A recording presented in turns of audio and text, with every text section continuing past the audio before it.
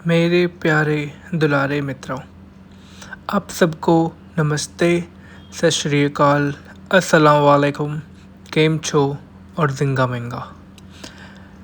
मैं डगमग डोला फिर से आपके लिए लेके आया हूँ एक नई वीडियो। कठोर तपस्या और इतनी सारी मेहनत करने के बाद थोड़े थोड़े पैसे जोड़ के डगमग डोला को देवभूमि हिमाचल प्रदेश जाने का सौभाग्य प्राप्त हुआ, जिसके लिए डगमग डोला बहुत सारे लोगों का आभारी है और साथ ही साथ खुद बहुत भारी है। डाइटिंग से ये भारीपन दूर होगा, लेकिन ये भी दूर की बात है। हिमाचल प्रदेश घुसने से पहले हिमाचल प्रदेश के इतिहास के बारे में जानना बहुत ज़रूरी है। ये नहीं कि मुँह उठाए घुस गए, ऐसे नहीं होता। आपको उसके बारे में जानना आवश्यक है। तो आइए मैं आपको बताता हूँ हिमाचल प्रदेश के बारे में। हिमाचल प्रदेश दो शब्दों से मिलजुल कर और तालमेल बढ़ाकर बना है, हिमाचल और प्रदेश। आज हम इस जगह सफ़र की शुरुआत करेंगे आपके साथ। इस खूबसूरत सफ़र की शुरुआत हुई बहुत ही ज़्यादा खूबसूरत मौसम से, जैसा कि आप देख पा रहे हैं, जहाँ एक से एक बढ़कर नज़ारे आ रहे हैं। ये देखिए, यहाँ पर काफ़ी सारे सड़कें, हमें इसका क्रेडिट देना होगा यहाँ पर हमारी सरकार को, जिन्होंने सड़क बनाकर हमें इस रास्ते पर चलने के लिए मजबूर किया। इन सारे रास्तों की एक ख़ास बात है, जहाँ जहाँ पर दाएं मुड़ना है या फिर दाएं आपको टर्न लेना है हल्का सा, वहाँ पर यहाँ इन्होंने पीले और काले कलर के तीर के निशान दिए हुए हैं। इसके बाद भी अगर किसी को नहीं समझ आता, अगर वो लेफ़्ट एरो देखकर राइट घुस जाएगा या राइट देख कर के लेफ़्ट घुस जाएगा, तो उसकी ज़िंदगी पाताल में घुस जाएगी। उसके लिए हमारी कोई जिम्मेदारी नहीं है। ये आप देख रहे हैं पहाड़ों पर किस तरह धूप पड़ रही है। आगे का नज़ारा और भी सुखद होने वाला है और इस रास्ते में बहुत सारे ट्विस्ट भी आने वाले हैं, जो हम आपको बताएंगे।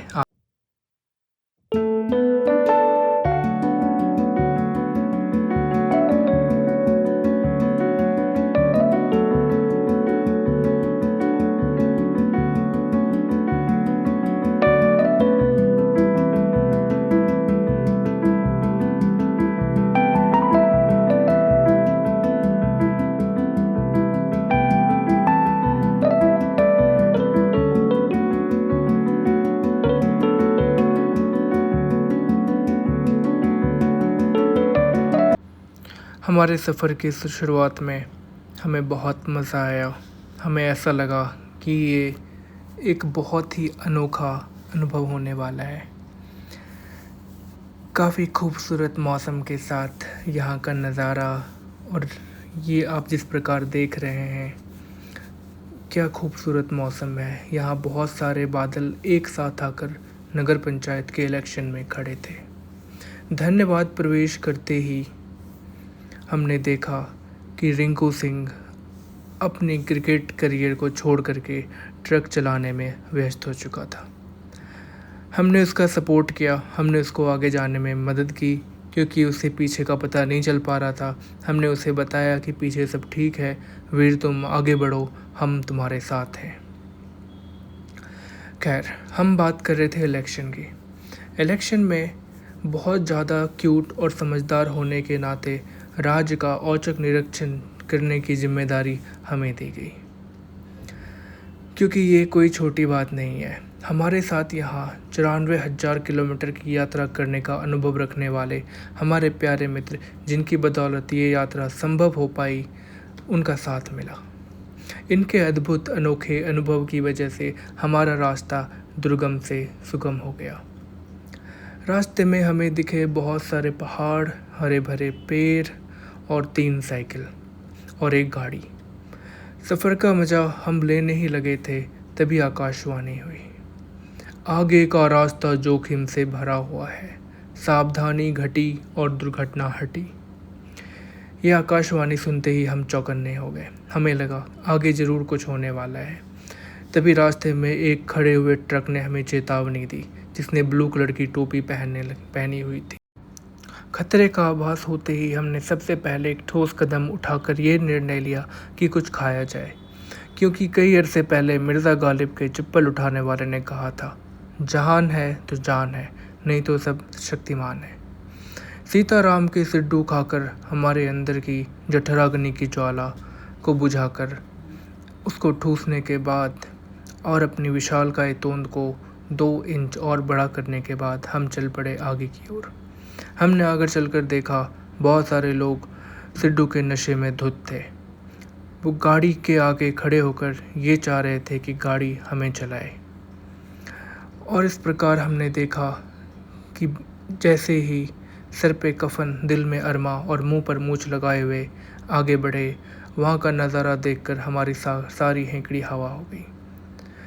समझ की सारी मर्यादाओं को लांघ कर और लाज शर्म को लक्कड़ बाजार में बेचकर सारे पत्थर बेशर्मों की तरह आपस में लिपटे पड़े थे, और इस वजह से काफ़ी लंबा चौड़ा जाम लग गया था। लोग काले कपड़े पहनकर निकल पड़े थे उस पत्थर के विरोध प्रदर्शन में। वहाँ से गाड़ियाँ आ तो रही थी, लेकिन जाने का नाम ले रही थी। तभी हमने सोचा एक कठिन निर्णय लिया जाए, और इस निर्णय के अंतर्गत हमें वहाँ बैठ करके इंतज़ार करना था। तभी सामने हमने देखा कि वहाँ लिखा हुआ था HP03WALE। हमने अपने साथी से पूछा, इसका मतलब क्या है? उन्होंने बताया, WALE वहाँ आगे लेपर्ड है।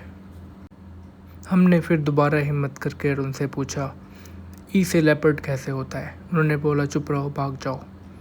आगे चलते ही हमने देखा यहाँ पर बहुत सारे लोग फंसे पड़े थे।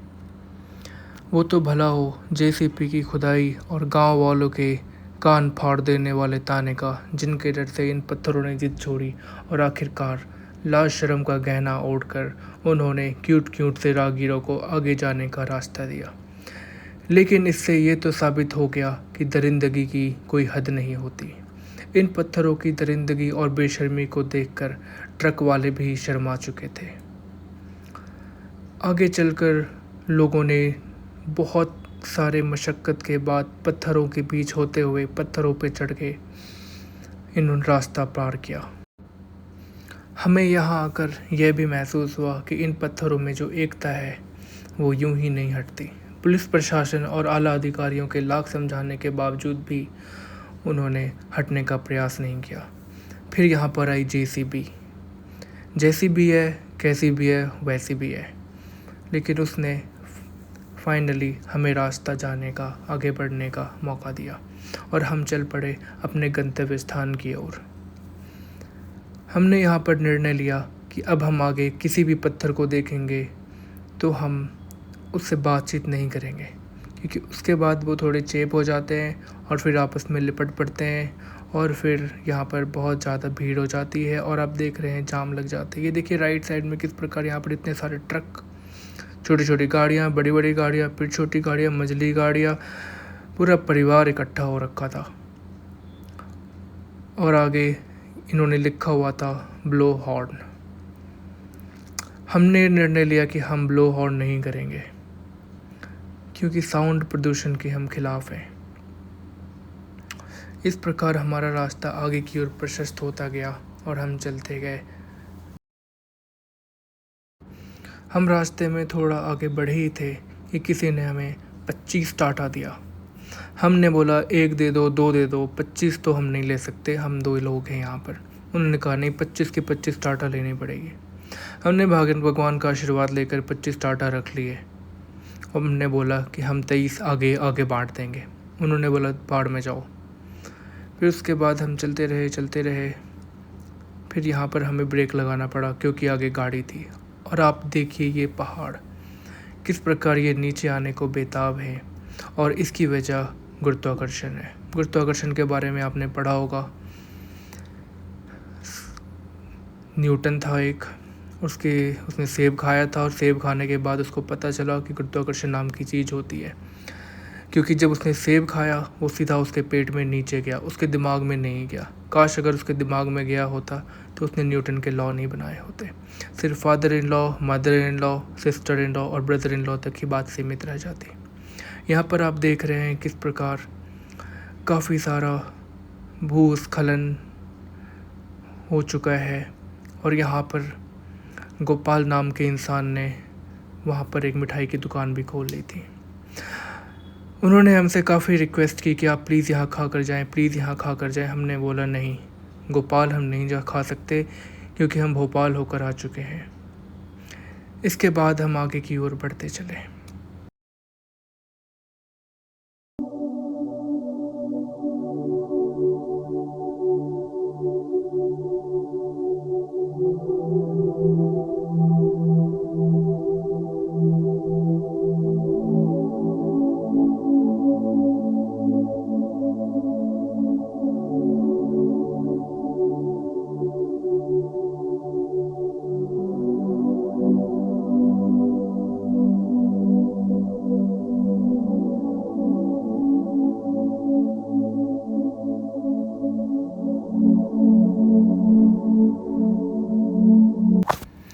हम लोग रास्ते में संसार की अन्य समस्याओं के बारे में बात करते जा ही रहे थे कि हमने देखा यहाँ पर एक और प्राकृतिक आपदा ने हमें वहाँ पर रुकने के लिए और अपना टॉपिक बदलने के लिए मजबूर किया। जहाँ हम एक बार आतंकवाद, अलगाववाद, जातिवाद जैसी गंभीर समस्याओं की बात कर रहे थे, वहीं पर हमें अपना ध्यान भूस्खलन, मृदा अपरदन और आपदा प्रबंधन जैसे गंभीर विषयों पर विचार विमर्श करने के लिए मजबूर कर दिया। यहाँ पर आगे हमें जो भी लोग मिल रहे थे वो इसी टॉपिक पर चर्चा कर रहे थे। उन्हें पता था कि यही होने वाला है। आगे हमें विराट कोहली और अनुष्का शर्मा के बच्चों का पेट्रोल पंप मिला। उसके बाद हम आगे बढ़ते गए। फिर उन्होंने बोला कि यहाँ पर ढाबा है। हमने बोला कि ठीक है, हम खाकर आ चुके हैं। फिर उसके बाद उन्होंने हमारा बहुत देर तक पीछा किया, लेकिन हमने उनकी एक ना सुनी, क्योंकि जो हमने सिड्डू खाया था वो बहुत ज़्यादा था और हमें किसी अब्बा जब्बा डब्बा की नहीं सुननी थी। मैक्सिमा स्टेशन को क्रॉस करने के बाद हम यहाँ पर HPMC जूस के पास पहुँचे।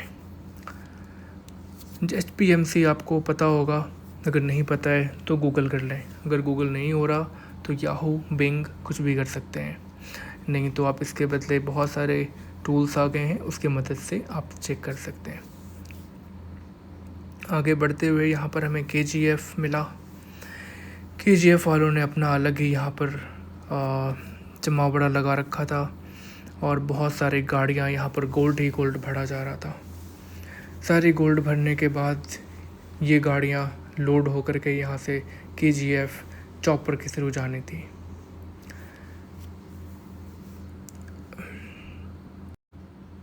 अभी आगे कुछ दूर हम चले ही थे कि हमें वापस वहाँ पर हमने देखा किस प्रकार एक इंसान वहाँ की पत्थरों को बोरियों में भर भर कर ले जा रहा है। इस पत्थर चोरी से इन्होंने बोला कि माउंटेन को चक्कर जाने के लिए वो बोरियों में सारे पत्थरों को ले जा रहा था और घर पर चक कर वो वापस यहाँ पर ला कर रख रहा था। हमने इसके खिलाफ़ आवाज़ उठाने की कोशिश की, लेकिन समय कम और रास्ता लंबा होने के कारण हम वापस लौट पड़े। रास्ते में हमने देखा 3 कुकुर वहाँ पर मृदा अपरदन जैसी गंभीर समस्याओं के बारे में विचार विमर्श कर रहे थे। हमने उन्हें सपोर्ट किया, मोटिवेट किया और ये करने के बाद हम दोबारा अपने रास्ते पर निकल पड़े।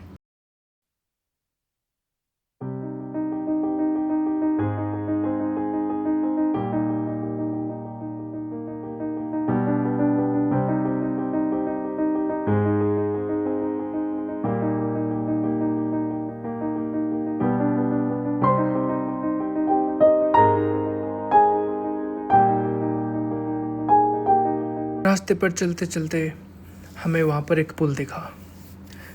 इस पुल में इस पार से चढ़कर लोग उस पार जा सकते थे और उस पार से चढ़कर इस पार आ सकते थे।